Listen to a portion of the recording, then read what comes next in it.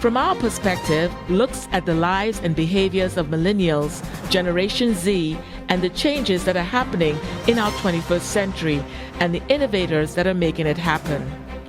We will explore trends, technology, music, fashion, social media, business, science, the arts, faith, and lifestyle. So come join us on Comcast, Verizon, and online.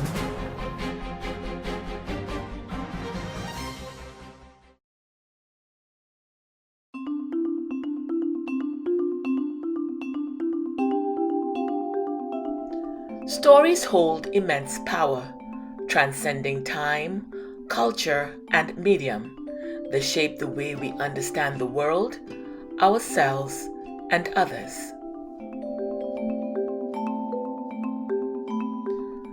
Stories allow us to step into someone else's shoes, experiencing their joys, struggles, and perspectives. This builds empathy and bridges cultural and social divides.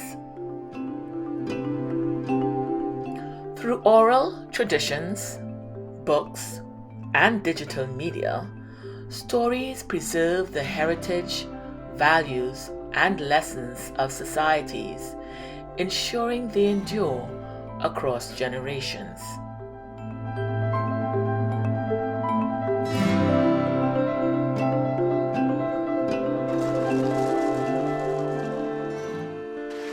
Life can sometimes feel like a dirt road, leading to nowhere. The turns we sometimes take seem like the wrong one. A sense of fear can grip us. That fear of the unknown.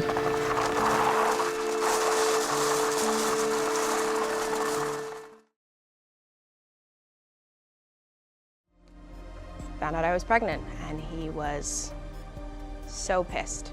He was so mad at me, and he was throwing my stuff in the trash and hitting the wall and telling me that I wasn't careful and I didn't appreciate all the things that he had done for me because I was excited about it and I wanted to keep this child, and he didn't. So he told me that he would leave me if I kept it. My name is Michelle, and this is my story. My name is Carla, and this is my story. My name is Chandra, and this is my story.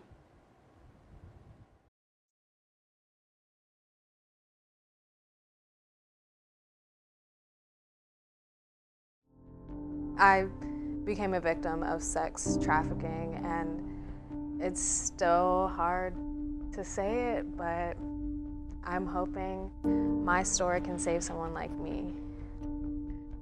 I never thought this could have happened. He wasn't some stranger from off the street that kidnapped me and dragged me into his car. I thought he was helping me, but I'm now learning that I was mentally groomed and manipulated by someone I trusted. And I wasn't the only one. I'm not the only one. My name is Carla, and this is my story.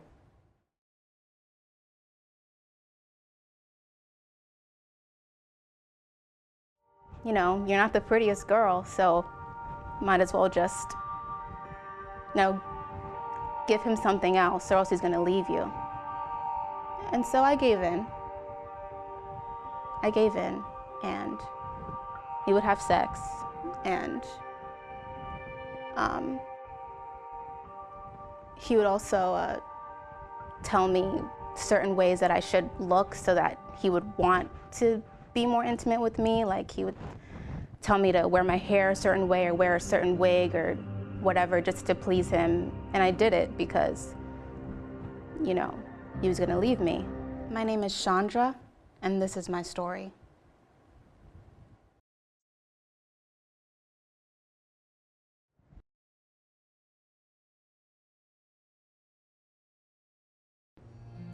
I would tell my younger self that you're not as alone as you think you are. No one is perfect, so don't let one moment of emptiness or sadness dictate what the rest of your life may be. Don't let anyone sell you the idea that you can be perfectly happy all the time. It's okay to be sad sometimes and happy other times.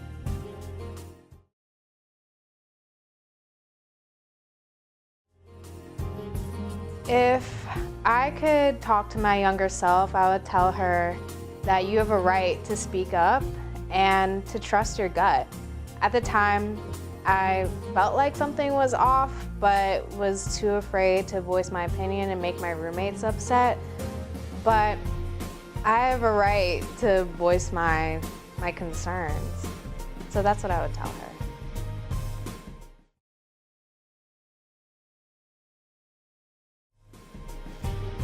I would tell my younger self that it's better to be alone than to be in bad company. The people that I was around and that I would call my friends, they didn't care about me. They only cared about what I could give them, and it made me feel as though that was the only thing about me that had any importance. And so I definitely think that if I would have just stayed true to myself and my values and what was important to me and stayed alone, I could have attracted maybe better friends, or even just being alone would have been fine.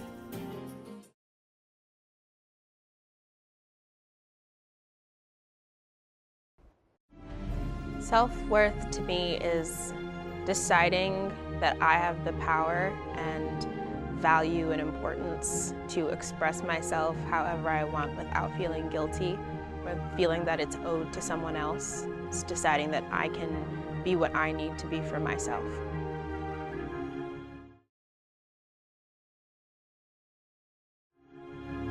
At the time, I didn't have a very keen sense of self-worth, and I depended on him to make me feel like I was worth something. I depended on him to fix me as if something was broken, and I wanted someone to believe in me, not knowing that I could believe in myself, and that was enough, because I'm enough.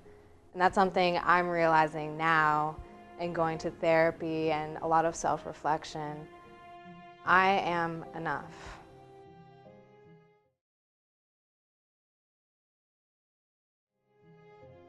Self-worth to me means that my value is not in my body, it's not in my grades, it's not in anything that I can physically give to anybody, but it's just in who I am. It means not compromising myself or my values or what I know is right to please anybody else. And so I definitely wish that I maybe had or knew more about that when I was back in high school.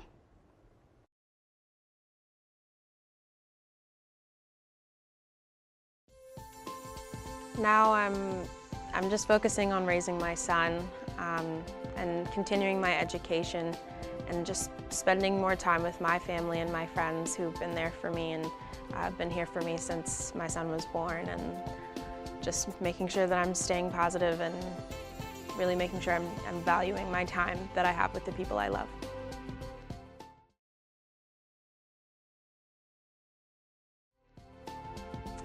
I would say the future is really bright, yeah. I want to heal completely first, and I want to be whole, really assured in who I am. And I hope to go back to school soon. I just want to finish my degree in economics and move on.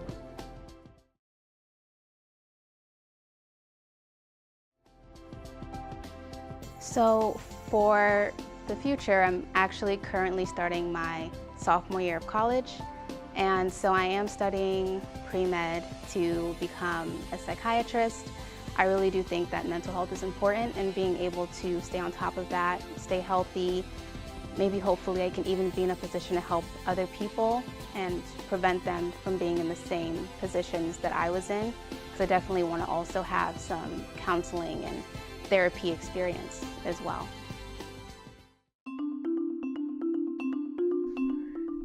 Personal and collective stories shape identities. They help us define who we are and where we come from, giving meaning and coherence to our experiences.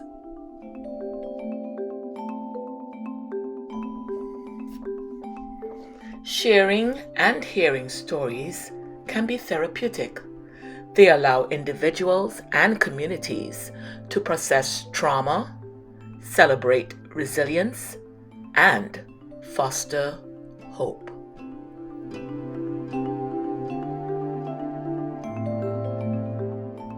Ever feel like nothing good will happen to you? Wishing you can wipe the slate clean and start your whole life over? Ever find yourself saying things like, "What a mess I've made. Who would want someone like me? I don't think I can do anything that can make a difference."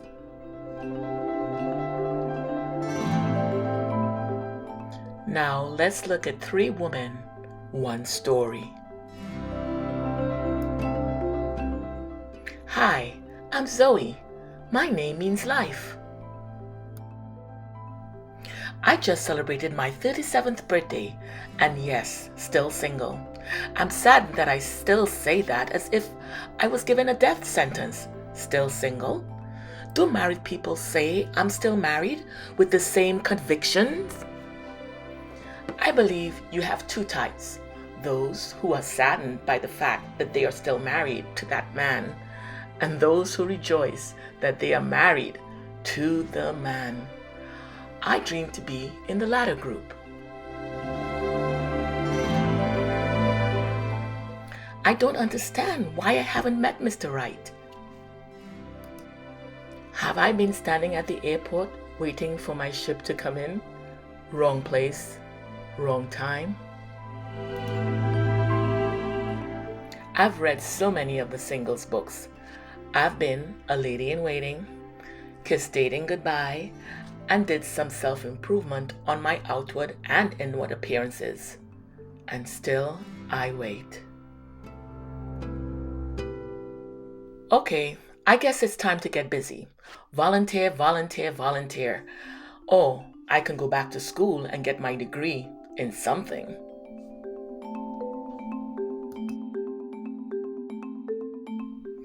Let me see.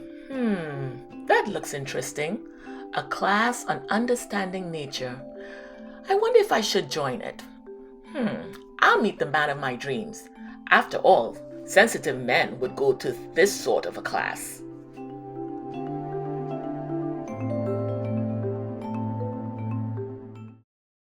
What expectations did your parents have for you? And I'm gonna leave it open-ended. It could be with school, like career, even like relationships, because sometimes parents orchestrate our romantic relationships. They're like, nah, he's not good enough. They do. Anybody wants to jump in, they can. I'll go first. My mom put herself through college because she had my older sister. She would waitress on the weekends to save up for school for herself. So she did 4 years, I think, at a university, and then she did some community college when she couldn't, afford as much. So she's a nurse practitioner. I think she has a master's in science or something like that. So she definitely wanted me to continue my education past like high school and go to college and graduate. But I did 2 years before I dropped out because I was just not a good student and I wasn't as dedicated to it as I should have been for how much money we were spending. So it just made sense to drop out. And in that process, I thought it was going to be a lot harder, but she was really understanding about it just because school isn't for everybody. And, at that time, it didn't feel like I knew where to go after that. But she was really understanding about it and welcoming about it. She doesn't really have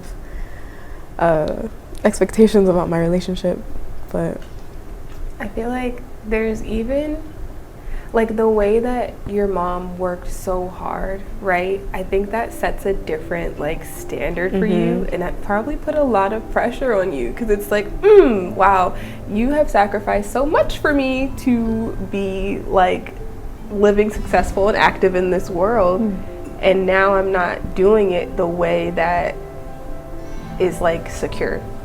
I feel like that's like the word at the end of the day, is that in like a set plan with school. There's this many years, you have this degree, it's going to get you here. You can kind of map it out and feel secure, but then anything else, which like I feel like the Lord has a specific and special plan for each person in their lives, and it just can't look like anybody else's life in their journey, and yet we feel more comfortable when it does look like everybody else's life in their journey. I feel like it feels a lot more comfortable when we're doing what we're supposed to be doing. And where does that even come from? Like the supposed to. What is the supposed? It's like society, and I feel like social media has a lot to do with it, because you just see a constant highlight reel of people's lives and their accomplishments, and you're like, ooh, I don't have anything to post.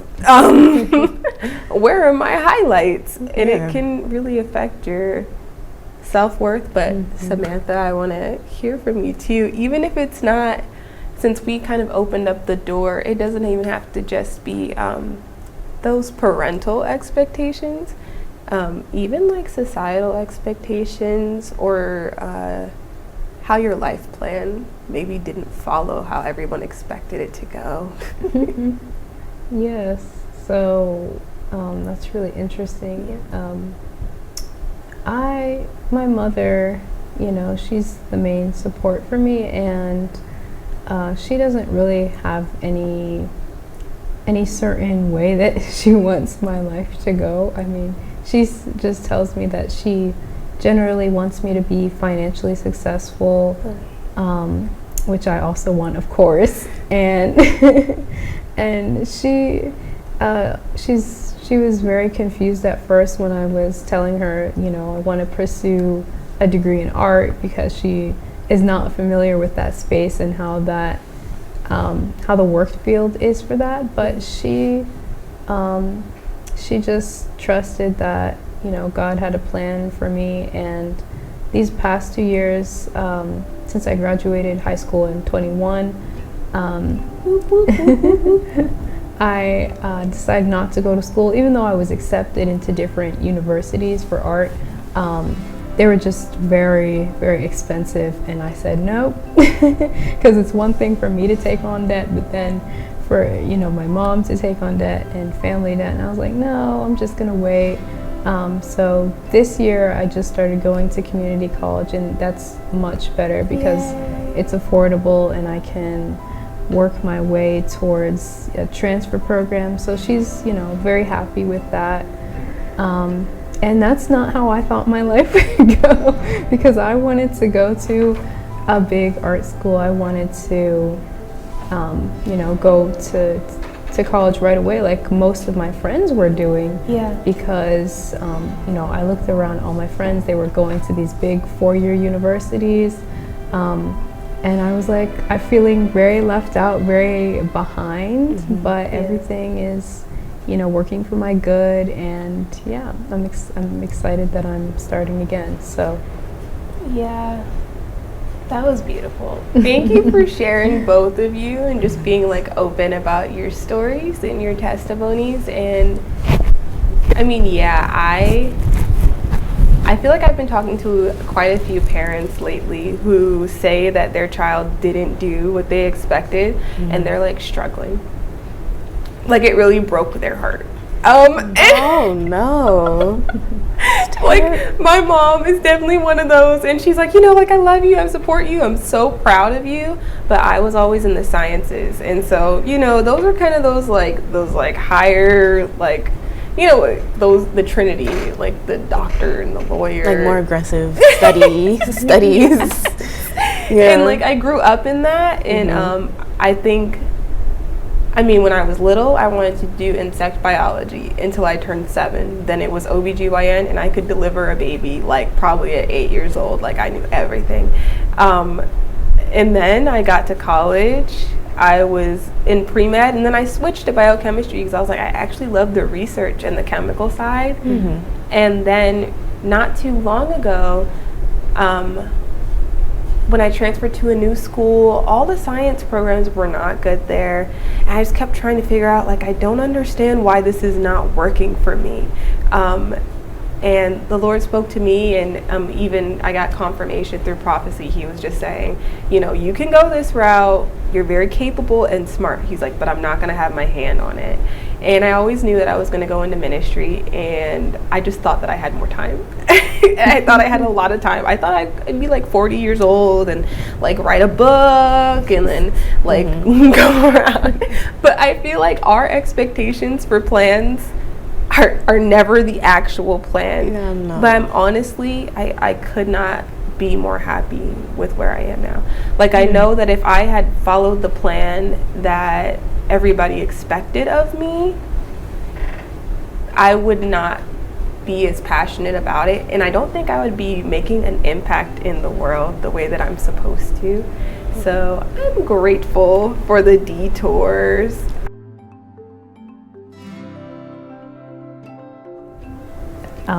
You know, my mom never really, going back to parental expectations, she never really put expectations on me to do anything that I didn't think was right for myself.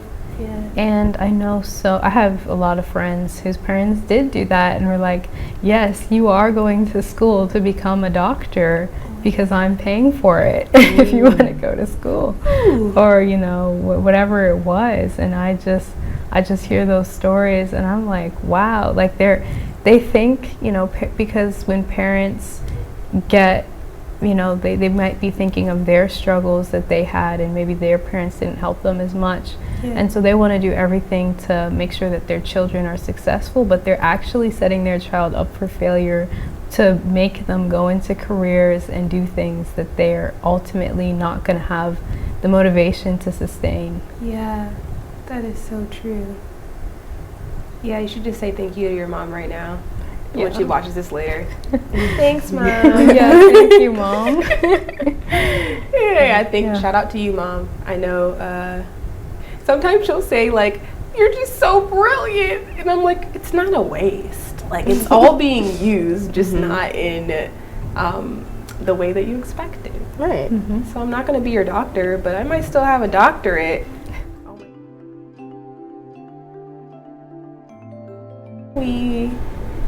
Do you feel like there's a way when you don't feel supported to find support? Or even like, how do you think that we as peers could better support each other, even like through social media?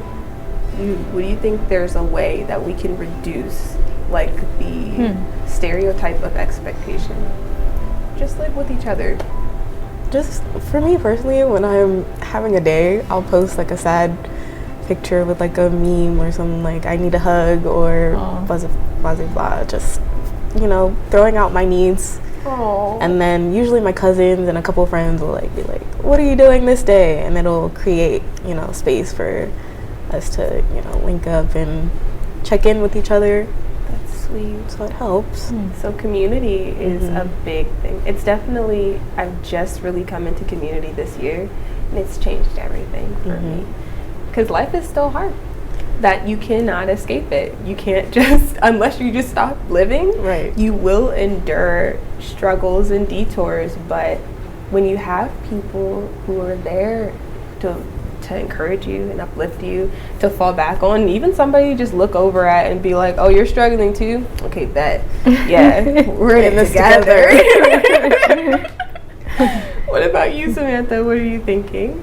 Yeah, I was just thinking that phrase, you know, or the saying, misery loves company. I think that there's a negative connotation to that, but there's also a positive one. Like, when you're struggling, it makes it less terrible when you have someone to go through it with you, or someone who understands, even if they've already come out of that situation, but they're just comforting you and giving you encouragement, even if they can't give you like the practical things that you need to get where you want. They can just say, hey, I've been there and you're gonna get through this. It's so encouraging to see somebody on the other side, because when you're in it, sometimes there's that doubt.